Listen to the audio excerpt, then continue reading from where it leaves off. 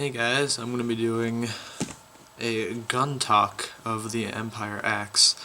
No, it's not a review, it's a gun talk. I'm going to be telling you about the gun and why this is an amazing gun. So, this is the box. It's just a cardboard box. It says Axe across the top. And when you open the box, there's usually a quick start manual when you get the gun. But I got it used and I didn't get the quick start manual. But there is a, what many people think is a CD. It's actually a DVD. It says right on the front, it includes the Axe manual. The manual is on this. It has an Empire catalog on it and Empire product videos. It's not very convenient being at the field, you know. Oh, hold on, let me go on my computer and look up the settings for my Axe. No. But what you can do is you can print out the Axe manual, and it's online. It's a nice manual. It's full color.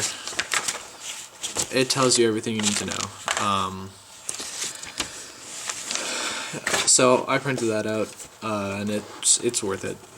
Just to have around. So, as my phone goes off. Anyways, so when you take the foam off, here's a gun. It comes the foam on top, and it's got the foam insert in here. The gun is made out of aluminum, and it's fairly light, I guess you could say. You know, it's not as light as, you know, a Lux, but a Lux is also a $1,500 gun. So for a $500 tournament grade gun, it's a decent weight. The gun itself has 4 firing modes. It has semi-auto, PSP ramping, NXL, and Millennium, all of which are adjustable through the board. There's a little button on the side of the board, and there's a button on the back of the foregrip that you use to turn it on. One thing about the Axe, move the box side here for a sec, is it has a very, very comfortable trigger.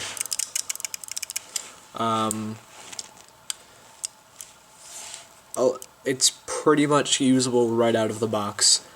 The trigger is comfortable. It's 3-point adjustable, but the way it comes is already really, really nice. The only thing about the gun, my only complaint, is the feed neck, and you hear this a lot. The feed neck is a piece of crap. Basically, they're like, the guys at Empire are like, okay guys, let's get ready to ship out the Axe, and somebody says, wait, no, we need a feed neck, and he's like, okay, throw the cheapest piece of crap you can on there, and let's get going. And that's pretty much what this is. The thing flops around when there's no hopper on it, and it doesn't move when the hopper's on it, but also, this thing, you could bend this with your bare hands, and, you know, it's replaceable. Just buy another Empire feed neck, a little bit of a nicer one. The ASA on the gun is also the regulator. It has the flip on-off ASA. It's very convenient. I've used it a couple of times and it's great. It has the gauge on it. Some people don't like that. I like it. I think it's nice. It goes up to 300 psi, but the max input recommended for the gun is 200 psi. Anything higher and you can actually break the gun. This is actually machined very well. The flip on-off ASA is very sturdy. When it's in this position and there's a tank on here, there's no way you're going to be able to hit that while you're playing. And the other thing about the ASA, you adjust the input pressure of the ASA right on the front of it. I should say that it's not, the ASA isn't actually adjusting the pressure, the regulator is adjusting the pressure. You adjust it right here, and the velocity is on the back of the bolt. And I guess that brings me to the bolt. The bolt, there's a little button right here, and it hits, press the button, twist it this way, and it pops out a little bit. Twist it back, pops out the rest of the way. Well, that's part of it at least. Hold on. The guy that I got it from, okay, what is going on here? I got it used, Jesus Christ. Okay, I don't know if you can see that on camera, but the spring was under tension for some odd reason, and it just went flying out of the gun across the room. I will have to get that in a second, but anyways, the guy who sold it to me had put a boss bolt in it, and that's what was in it, but now I'm kind of concerned about the boss bolt. Anyways, yes, so it's an easy maintenance thing. Slides right in. There's a little maze that you have to bring it through. There's back here, this little piece on the end here lines up in the maze, and it's very, very easy to get out. And again, there's no way, no possible way you're going to be able to get the bolt out while you're playing. There's no way that's going to be knocked out. Let me try to grab the rest of the bolt assembly here. Don't know where it went. Hold on.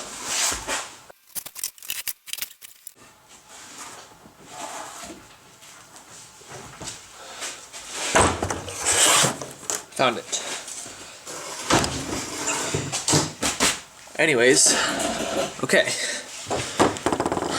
That's the boss bolt. Very, very dirty now.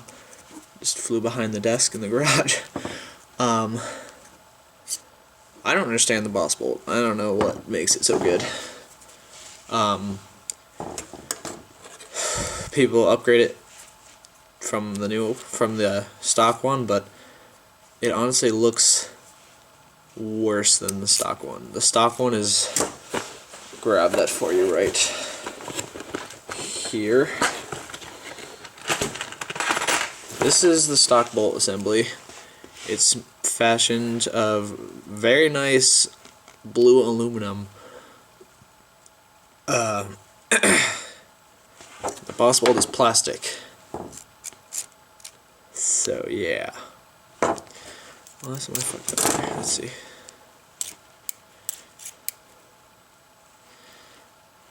I don't know if that'll work. But anyways, the boss bolt comes with 3 springs. They're all different tensions. I don't know. Look up a boss bolt review if you want to know about that. But anyways, this is the stock bolt. It goes on like so. And right in here is a pressure-controlled poppet valve. Yes, it's called a pressure-controlled poppet valve. That's the style of poppet valve they used on this gun. It works just fine. There's nothing special about it. So, moving on from the bolt. Get in there. Just slide it back in. Press the button. And boom. It's right back in there. Okay, well, before we get too far here, let's go through the rest of the packaging. The gun goes in here, or your silicone packet. Don't eat that. Very bad. This comes out. Underneath you have your barrel. This is a 12-inch barrel. It's short. It's a very, very short barrel. I don't have a problem with it. If you want to get a freak barrel kit or whatever, I don't know. Go ahead. I don't care. People have referred to it as unusable. That's a lie. It's very nice. It works just fine. It's the same barrel that's on the Mini. Because in case you didn't know, the Axe is pretty much the successor to the Mini, doing away with the whole invert. Yeah. Same milling pattern and everything.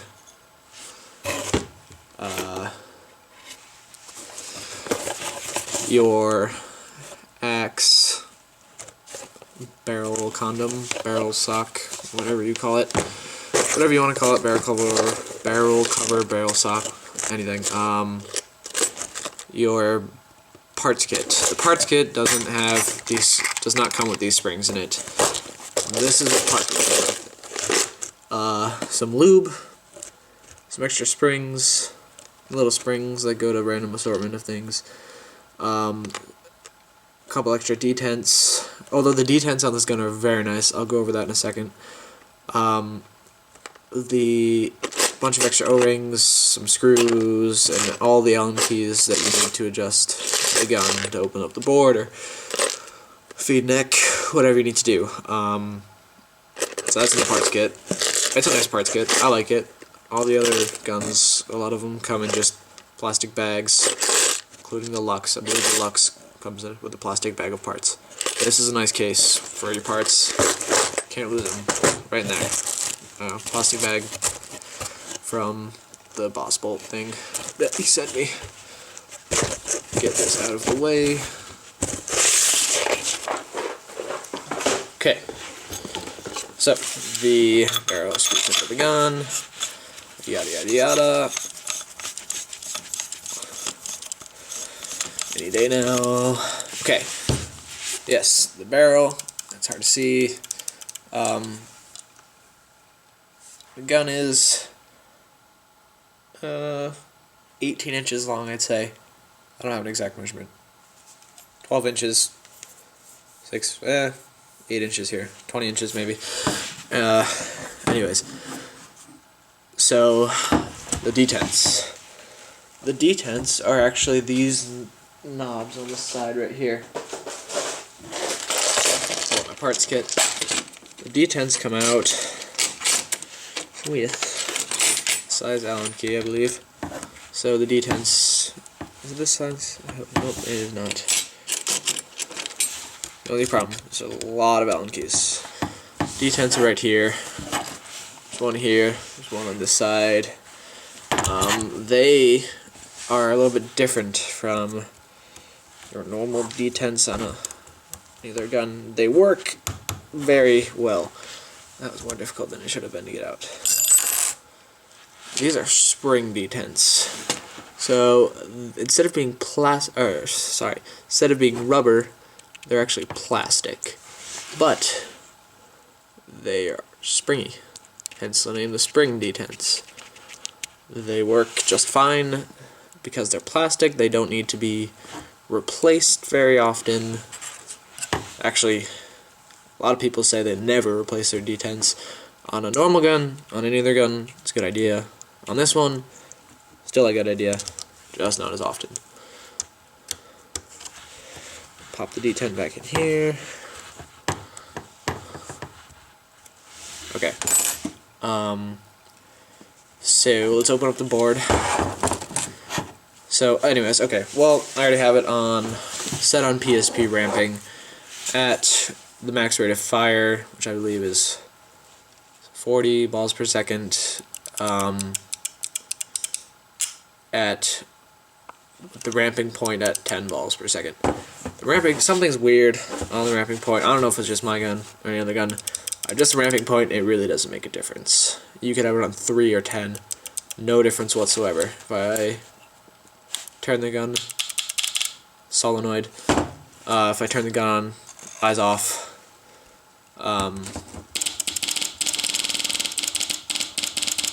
that's at 10 balls per second ramping point. I don't know. I mean, it works. Gets balls downrange. Let's open up the board. Yeah. Which size is it? Oh, look at that. So, in case you're wondering, very specific person, same Allen key that opens up the D10s opens up the board. Board, 9-volt battery. I've heard a couple complaints about the battery, that it does not last long on this gun. I've also heard the complete opposite. I think it lasts pretty long. It's pretty decent. Anyway, this battery, the board is lying this way right here, and there's a button right there on the side of the board. Using this button and this button, that's how you adjust your settings, so we can put it into anything. You can put in, you can adjust a lot of things. The ball in place delay, the dwell. You can adjust the obviously the firing mode. Can adjust the ramping point, the max rate of fire, anywhere from, what did it say? 3 balls per second, or no, 8 balls per second to 40 balls per second. I believe I have mine on 40 because, well, I don't really know why. It's just easier. You can still be a conscious shooter and have it on a high rate of fire, as long as you know you're not shooting your ammo at a bunker, not a person. So that's the board.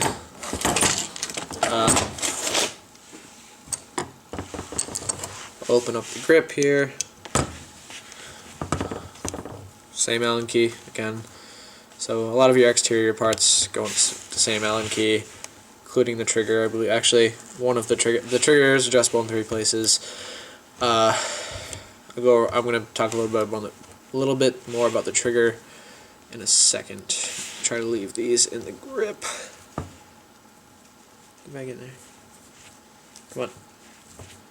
Okay. So, one of the things about the axe is, in case you haven't noticed, there's no macro line.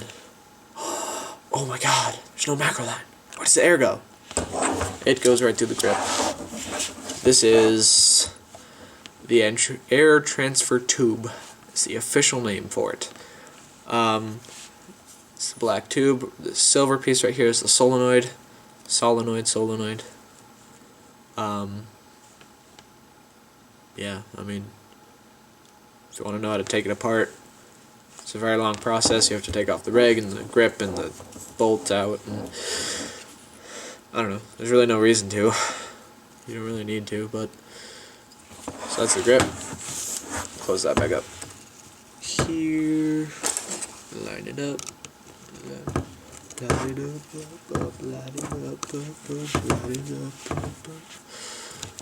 Okay, I'm sorry, you don't need to hear me singing.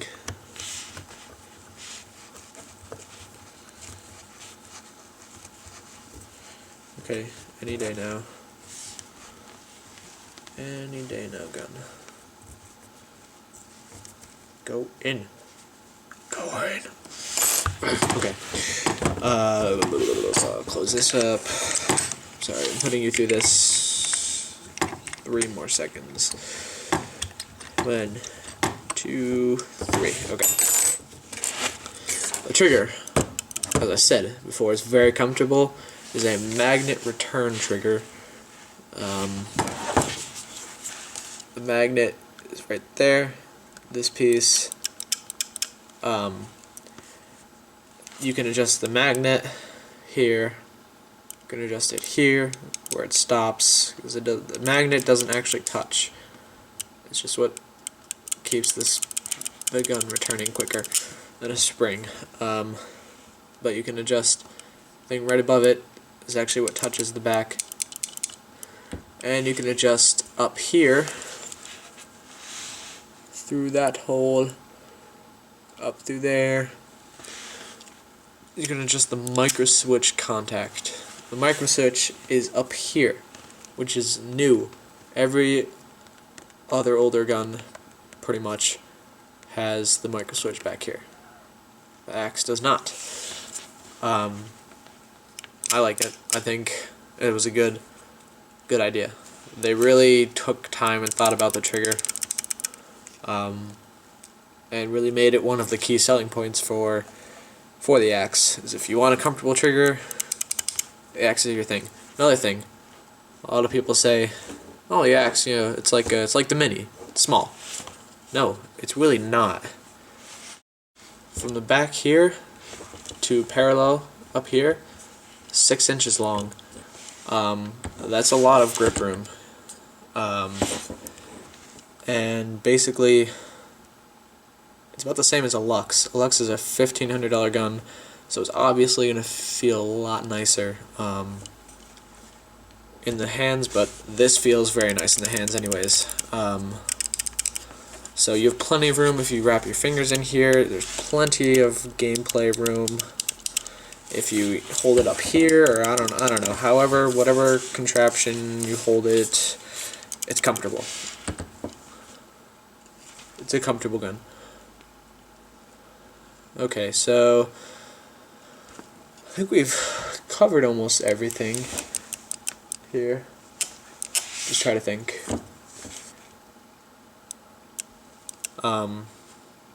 Overall, I love the gun. I'll be getting some gameplay footage out shortly. You know, I'm going to be putting a rotor on it. Rotor is a heavy hopper. With this gun, it's kind of a heavy gun. It's, you know, I don't know. I've held my fair share of paintball guns. It's decently heavy when you got a tank on it, you got a hopper full of paint. But, you know, it's not like you're lugging around an A5 or anything.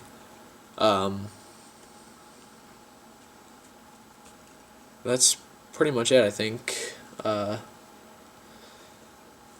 So if you like my review, I'm going to be doing a whole new series of just paintball talks. This is going to be the first of hopefully more gun talks. I'll be doing some gear talks, doing some of my jerseys, my pants, pod packs. I might be doing a little something on what's on the CD. I don't know yet. So if you like it, give me a subscribe, and if you have any questions, drop a comment, drop a like, and I can get those questions answered for you. So thanks.